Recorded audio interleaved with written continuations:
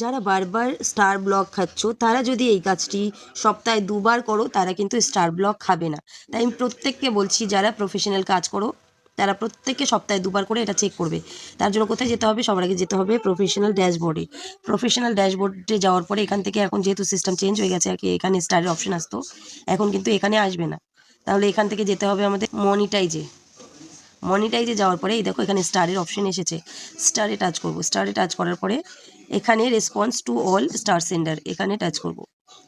Touch করার পরে কিন্তু দেখো এখানে 5 দিন আগে একজন স্টার দিয়েছে সেটা দেখাচ্ছে, 1 দিন আগে একজন স্টার দিয়েছে, 6 ঘন্টা আগে একজন স্টার দিয়েছে। এগুলো কিন্তু আমি এখনও থ্যাংক ইউ জানাইনি। যদি এগুলো না জানাই পরে কিন্তু আমাকে ফেসবুক টিম থেকে স্টারে ব্লক দিয়ে দেবে। ঠিক আছে, তার জন্য কী করতে হবে? এখন তোমরা এটা যাবে কি করে? তোমরা আবার ব্যাক করবে, পোস্টটিকে খুঁজবে, দরকার নেই।